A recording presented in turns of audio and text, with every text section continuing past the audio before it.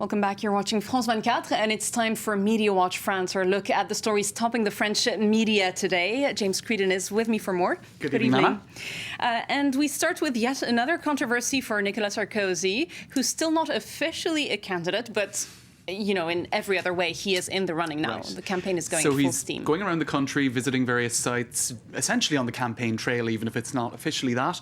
And yesterday, he was in the Essonne département county, in the town of Mennecy, visiting a construction site, a building site. And this was a site being worked on by the company 3F.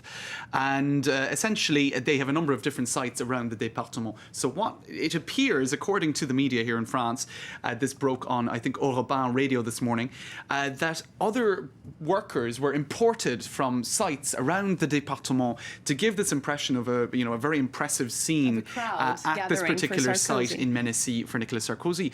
And so you had various people, like builders on the site, saying, "Oh, I recognised about two of my colleagues at this actual event where Nicolas Sarkozy came to meet us. I didn't really know anybody." Was staged. It was very much staged, according to these people, who say that some 60 workers were imported, brought in. So they were bussed in. They were bussed in, essentially, for the event. So it's another, I suppose, example of the stage management, the choreography that goes on in these political events, which Sarkozy's team and all political teams are very aware are essentially, the media is there, and it's to create pictures such as this one with Sarkozy, with the workers at the site. Also on this next page here, Sarkozy looking at, it looks like he's looking into this guy's mobile phone, a nice friendly scene that looks photo ops, that's the word. And I suppose it went from being a photo op to being a PR catastrophe, because the very last thing Nicolas Sarkozy wants is for people to think that this was all choreographed and that it's in no way genuine. And of course, the Élysée presidential palace is denying it completely. That's right. They're saying, look,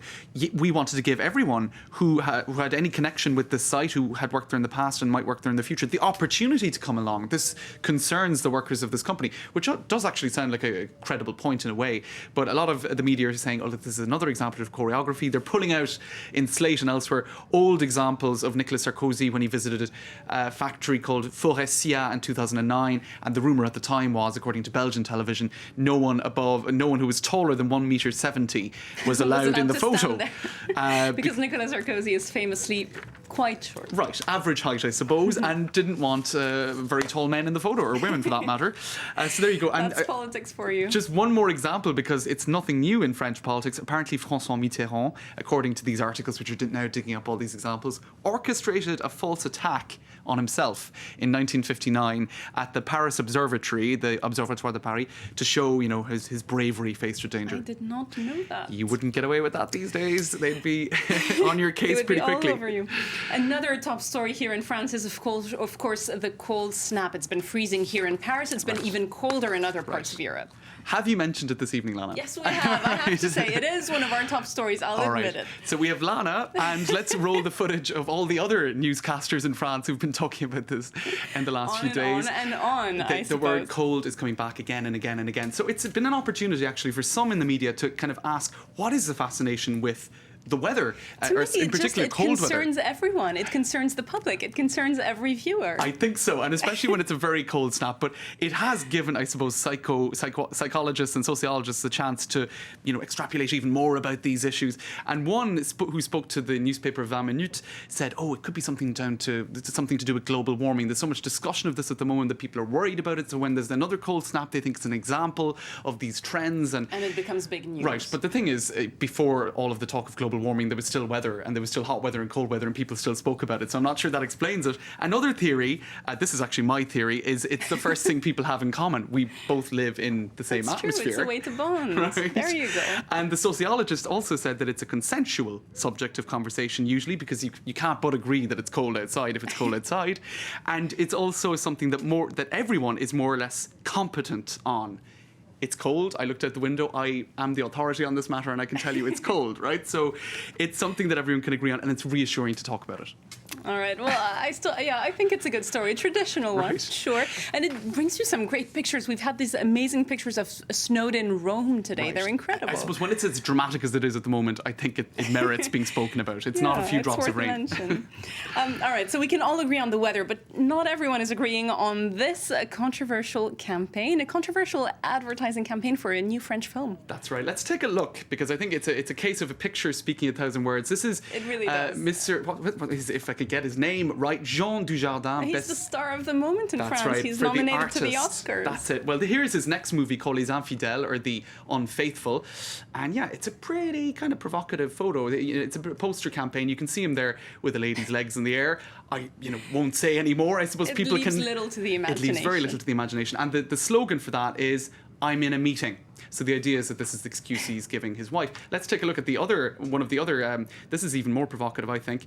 The slogan for this one here is, I'm going to be cut off shortly. I'm about to go into a tunnel. So again, he's on his mobile phone. That might be possibly even a little worse. bit too provocative. You know what? I'm just actually going to move on to another page because they are quite provocative. Oh, there it is again. Anyway, the thing is, it is actually going to be pulled. The French advertising authorities have said this is too risque, but it's given some the opportunity to examine this. For example, this cinema magazine and website Premiere, they said, look, this is another example of politiquement correct, the politically correct, taking up too much space in French public life.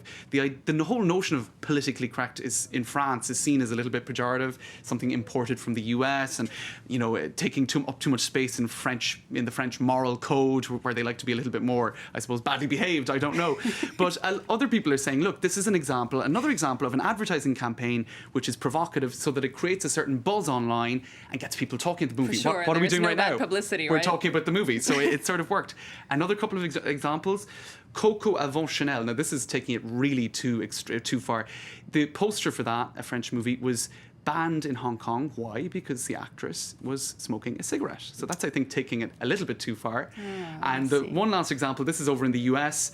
Madonna's latest album. Now, it's not released just yet, but we know what the title is going to be. MDNA.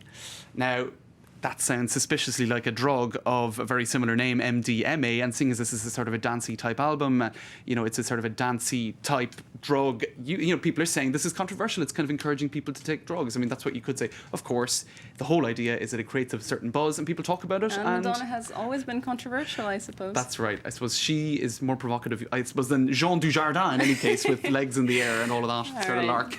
We'll see where that controversy goes. James Creedon, thanks very much for being with us. That was a Media Watch France. Don't go away, a fresh news update is coming up on the other side of this break.